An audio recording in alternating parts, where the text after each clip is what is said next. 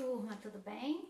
Então, nós hoje vamos conversar sobre a terceira escola de administração, chamada Escola das Relações, Escola Humanística ou Teoria das Relações Humanas, ok? Nós já vimos aí a administração científica, a administração clássica, então nós vamos para a terceira escola, que é a Teoria das Relações Humanas.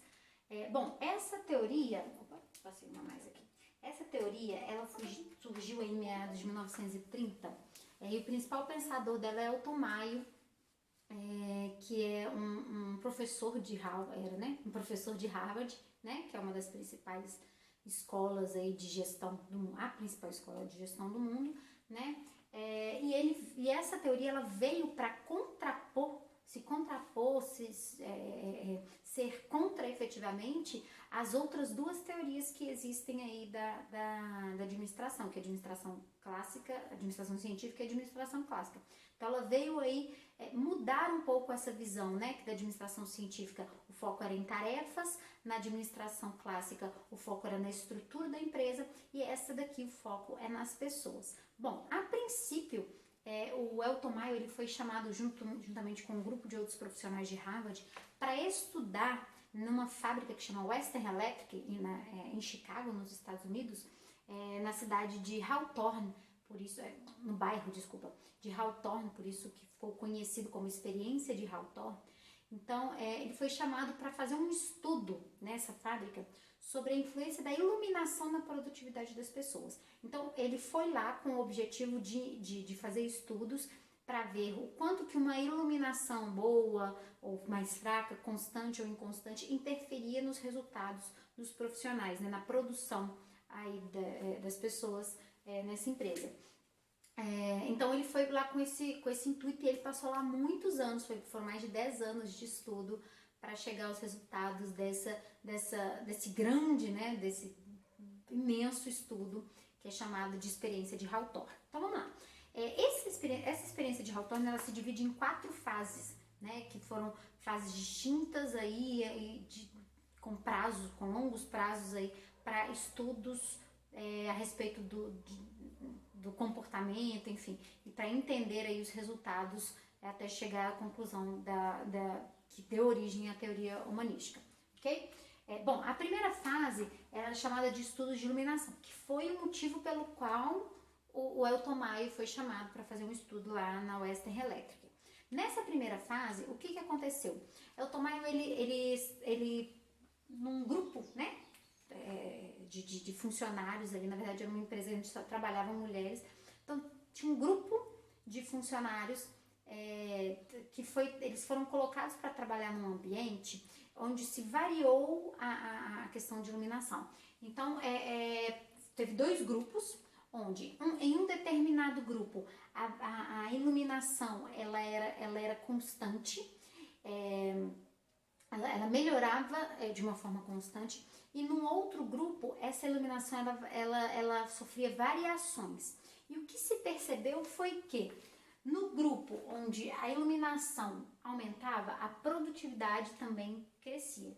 E no grupo onde a iluminação sofria variações, quando essa iluminação era, né, sofria uma baixa, a produtividade continuava aumentando. Então eles perceberam, olha, os resultados de produção eles não sofrem uma interferência direta da iluminação. Tem algo por trás, algum fator psicológico que interfere nesses resultados e não está relacionado à iluminação. Então, eles encerraram essa primeira fase com esse entendimento. É um fator psicológico. Tem algo que precisa ser estudado e que não é a iluminação. Então pronto, essa foi a primeira fase da experiência de Hawthorne. Passou-se para a segunda fase, que é chamada fase da sala de montagem de relés.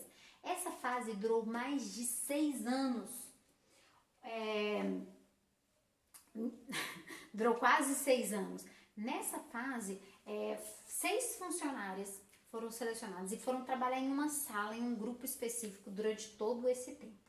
Durante todos esses anos, ocorreram nesse grupo diversas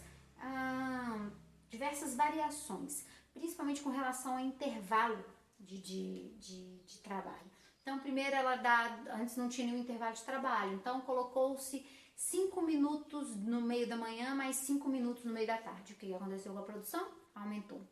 Depois tirou, passou, ao invés de ser 5 minutos, colocou 10 minutos 2 vezes de manhã, 10 minutos 2 vezes de tarde. O que aconteceu com a produção? Aumentou. Reduziu o carga horário, o horário de início e o horário de chegada. O que aconteceu com a produção? Aumentou. Tirou esses intervalos e voltou com o horário normal de trabalho. O que aconteceu com a produção? Aumentou. Então, eles perceberam que a produção aumentava, qualquer estratégia que eles usavam de colocar mais intervalo ou não, de aumentar a carga horária ou não. Outra coisa que foi realizada durante esses quase 6 anos de estudo foi a alteração do sistema de remuneração. Então, passou-se a ouvir também essas pessoas, entender o que eles achavam adequado ou não.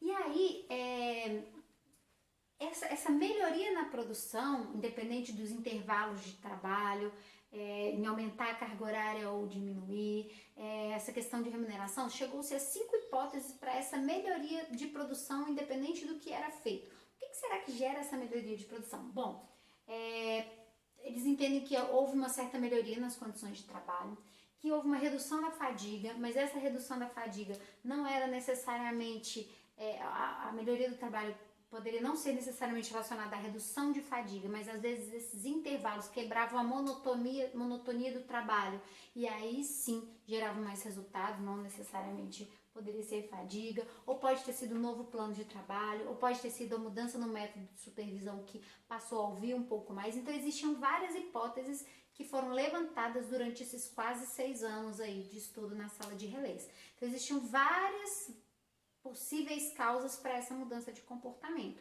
Então, eles encerraram a segunda fase na experiência de Hawthorne, ainda com o entendimento de que havia um fator psicológico, como na primeira etapa, mas aí já um pouquinho mais trabalhado, que pode ter a ver com fadiga, com monotonia, com supervisão, enfim. Eles entenderam ali que ainda existia uma questão, mas que precisaria ser estudada. E aí partiu-se para a terceira fase, que foi o programa de entrevistas. Essa fase durou mais de 2 anos.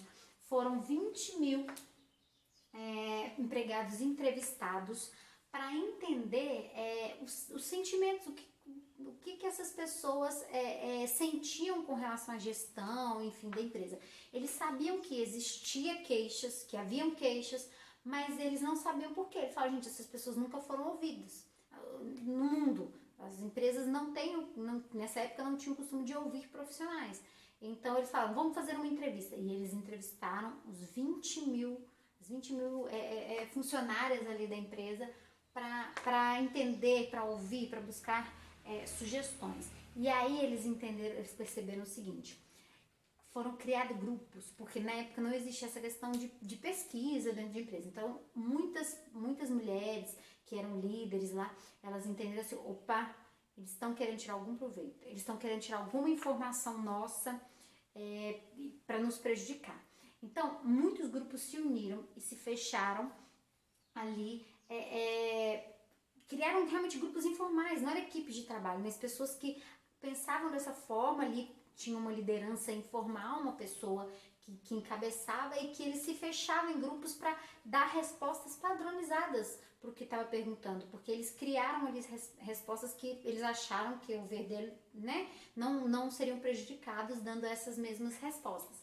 Então eles criaram grupos informais ali. Então tinha pessoas que realmente entravam nesses grupos e davam essas respostas e outros que eram considerados mais leais à empresa do que aos grupos, que não entravam nesses grupos e efetivamente respondiam da forma como se esperava.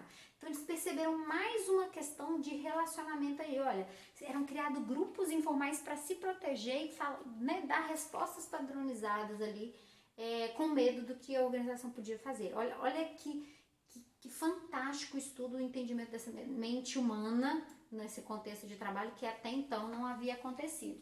E aí eles entenderam que ainda devia ser feito mais coisa e eles partiram para a quarta fase, que é chamada de montagem de terminais. Nessa quarta fase, eles tinham o objetivo de entender como que eram formados esses grupos. Então, eles fizeram grupos distintos de trabalhadores e falaram assim para esses grupos: olha, nós vamos pagar de acordo com a produção e quem produzir mais vai ter um bônus, vai ter um prêmio, enfim, ofereceram algo para de cada grupo para quem produzisse mais. E o que eles constataram ao final disso foi uma organização informal em que esses grupos, eles raciocinaram o seguinte: ora, se todo mundo aqui, sei lá, tem um grupo de 10 pessoas, todo mundo aqui quer ganhar esse prêmio, então todo mundo vai produzir muito, vai se acabar de trabalhar e somente um de nós vai ganhar esse prêmio, de 10 pessoas. Então a gente tem 10% de chance, num grupo de 10 pessoas, eu tenho 10%, cada um de nós tem 10% de chance de ganhar. E aí a gente vai se acabar de trabalhar para só um de nós ganhar. Então, eles perceberam que esses grupos se organizaram de maneira informal para o seguinte: vamos criar um ritmo adequado de trabalho, ninguém vai trabalhar mais que isso, porque ninguém vai se acabar de trabalhar para um de nós somente ganhar.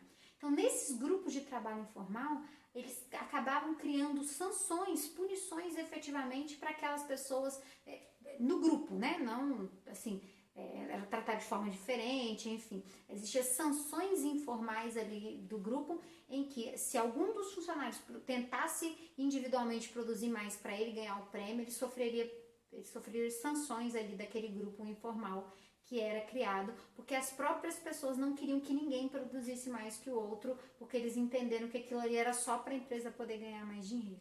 Então, olha que fantástico esse estudo, quanto que ele foi profundo, quanto que ele entendeu a existência de grupos, de informais, dessas relações e tudo mais. Então, a experiência de Hawthorne, ela trouxe várias conclusões que foram aí definidas como a administração humanística, ou teoria humana da administração. Quais foram as conclusões que Elton Mayo desenhou aí nesses mais de 10 anos de estudo lá na fábrica Western Elétrica, né, na experiência de Hawthorne? Bom, o nível de produção, ele sofre intervenção da integração social. Então, as relações dos funcionários, da empresa com os funcionários, do gestor com a equipe, entre a equipe, interfere no nível de produção da empresa. Até então isso não era analisado em nenhuma das outras duas teorias da administração, nem a científica nem a clássica. Segundo, comportamento social dos empregados. Antes não achava que as pessoas trabalhavam não entendiam aí que havia uma relação, que havia um pensamento comum, que as pessoas se relacionavam em busca do que era melhor para elas. E a partir da teoria das relações humanas percebeu-se que isso era muito forte. A existência de recompensas e sanções sociais, que os próprios grupos criavam métodos de punição e de valorização de comportamentos que o grupo achava ideal ou não. Nada a ver com decisões institucionais, mas dos grupos. A existência de grupos informais, né? Que embora tenha a equipe de fulano de tal, que é o gestor da empresa, mas independente disso, existiam pessoas dessa equipe que se davam bem com pessoas de outra equipe, que tinham um pensamento parecido, que criavam uma liderança informal, que era uma pessoa com um cargo como elas, mas que tinha voz, que tinha postura de gestor e que acabava trazendo pessoas com pensamento semelhante para as ideias dela.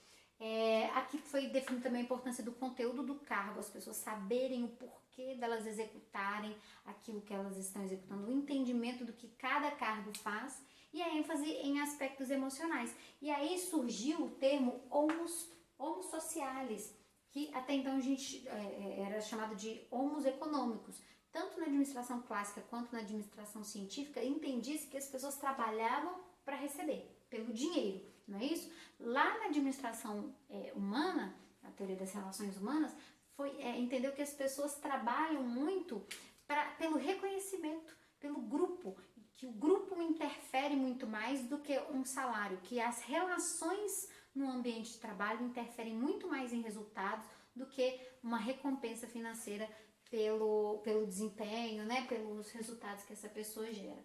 Então, trouxe aqui um quadro comparativo das teorias clássicas da administração. Só queria fazer um parêntese. A gente assim, né, a literatura, ela chama de teorias clássicas da administração as duas teorias que a gente já viu. A teoria clássica e a teoria científica. Então é um pouco confuso. Chama assim, o que é... Quais são as teorias clássicas da administração? Teoria científica e teoria clássica. Tá bom? É uma nomenclatura confusa, mas elas são agrupadas num único nome, que é chamada de administração clássica. Dentro da administração clássica, a gente tem teoria científica e teoria clássica, ou administração clássica. Esses nomes aqui, clássica e clássica, ficam confusos, mas existe um momento em que ele é chamado para tratar das duas teorias e existe também a separação entre teoria clássica, teoria científica e teoria clássica.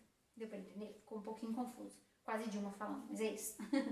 E eu trouxe aqui a comparação entre as teorias clássicas da administração e a administração, teoria das relações humanas ou administração humanística. Bom, aqui na teoria clássica, nas teorias clássicas, a administração ela é vista como a organização é vista como uma máquina que funciona ali, uma espécie de engrenagens. Já nas relações humanas, ela é vista como um grupo de pessoas, ok? Aqui nas teorias clássicas, a ênfase é na tarefa, que é da administração científica, e na estrutura, que é da administração clássica. Já nas relações humanas, a ênfase está nas pessoas, no entendimento das pessoas. A administração clássica é inspirada em sistemas de engenharia de funcionamento, aqui em sistemas de psicologia, né? Essas relações do entendimento das pessoas. Aqui nas teorias clássicas, a autoridade ela é centralizada, aqui começa a acontecer uma delegação, né? Se passa ali a autoridade, o envolvimento das pessoas. Aqui a gente tem linhas claras de autoridade, quem manda e quem obedece, e aqui a gente tem um funcionário com um pouco mais de autonomia. Aqui a gente tem cada vez mais pessoas super especializadas e competência técnica em fazer algo específico. Aqui se dá confiança e abertura para que as pessoas possam trabalhar um pouco também da forma como elas acham melhor. Aqui existe uma divisão muito clara de trabalho e aqui há uma ênfase nas relações e nos impactos e resultados da empresa. Aqui, definição de regras claras e regulamentos e aqui, confiança nas pessoas. Deu para entender essa diferença? Então, nós estamos evoluindo, sempre lembrando que nós temos contribuições, sim, positivas da administração científica, da administração clássica e da teoria das relações humanas. E temos erros também nas três teorias, ok? Obrigada!